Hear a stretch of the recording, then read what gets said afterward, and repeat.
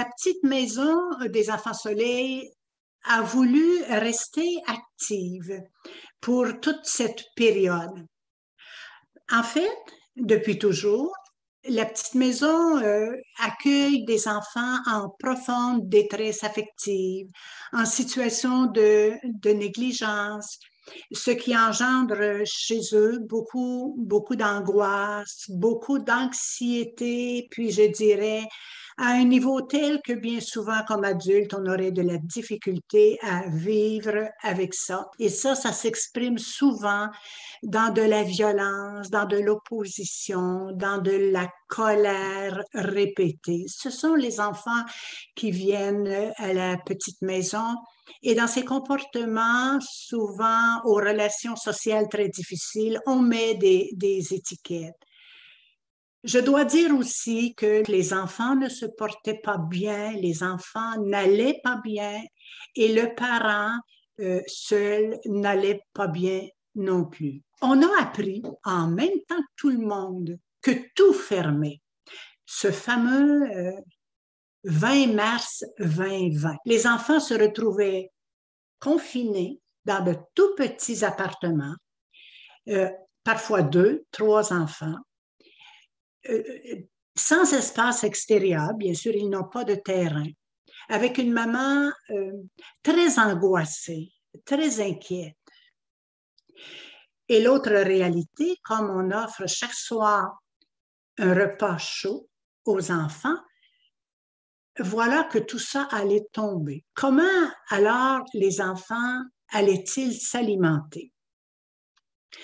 Notre petite équipe est d'un seul coup devenue très inquiète. On en a parlé et nous avons rapidement pris la décision d'ouvrir la petite maison, mais cette fois vers l'extérieur. Il nous fallait entretenir une communication chargée d'affection, chargée de douceur, une communication manifeste avec chaque enfant, avec chaque maman, chaque parent, là où ils sont, c'est-à-dire dans leur appartement. Ils sont au 4e, ils sont au 5e. Alors, nous nous rendions au palier inférieur après avoir téléphoné, causé, après s'être bien annoncé. Et on était bien attendus, bien sûr. Pourquoi aller voir les enfants? Pour établir ces petits dialogues de douceur. Le sourire, le regard de l'enfant.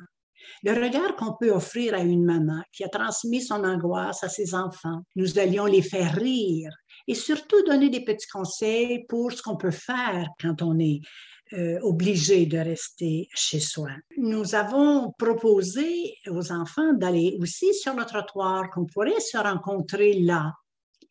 Mais bon nombre d'enfants nous disaient, on ne peut pas aller marcher parce que dehors, il y a la COVID. Et la COVID, elle est méchante. Elle tue le monde. Donc, on ne peut pas sortir. Mais on a aussi voulu donner un support alimentaire à chacune de ces petites familles, c'est-à-dire une trentaine de familles là, qu'on jugeait en très grand besoin. On est entré en contact avec la fondation qui nous aide pour les repas chauds. On a eu une réponse au-delà de toute attente.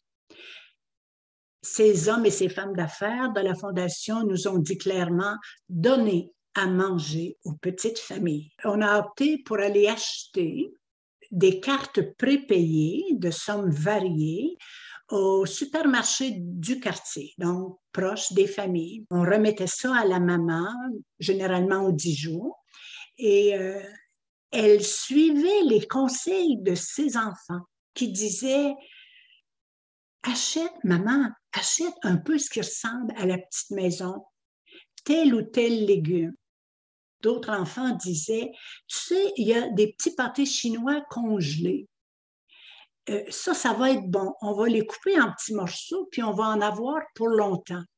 Puis on avait des échos que maman écoutait les conseils de ses enfants parce que notre peur, c'était qu'elle achète de tout, sauf ce qui est nourrissant. Au début 2021, quand les écoles ont réouvert, on n'avait pas ici l'autorisation d'ouvrir, mais pas du tout. Les centres non plus. Alors, nous avons développé l'accompagnement pour les travaux scolaires. Parce que, bon, on a reçu des appels des directions d'école, des enfants, pardon, avaient perdu la motivation en classe, ne voulaient pas travailler, ils étaient comme déphasés. On a entrepris un accompagnement par téléphone, ce qui réussit à merveille. J'ai fait venir des écoles, les cahiers de différents niveaux. Donc, l'enfant avait ça devant lui et j'avais ça ici aussi à la petite maison. Donc, on a travaillé intensément. On a travaillé par Zoom parce que la commission scolaire avait prêté des ordinateurs pendant la pandémie, dans certaines familles. Et dans les écoles où l'enfant était le plus en détresse scolaire, la direction nous a consacré un petit local avec plexiglas et tout. Donc ça, c'était après l'école, de 3 heures à 5h30, 6 heures.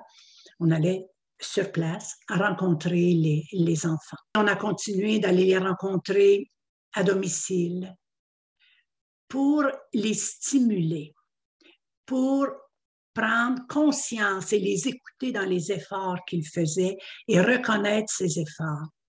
Et surtout, oui, surtout, pour écouter la question et y donner une réponse, est-ce qu'elle va finir par ouvrir un jour la petite maison? Est-ce qu'on va avoir encore notre place? Alors, on rassurait, et ça apportait une grande quiétude aux enfants.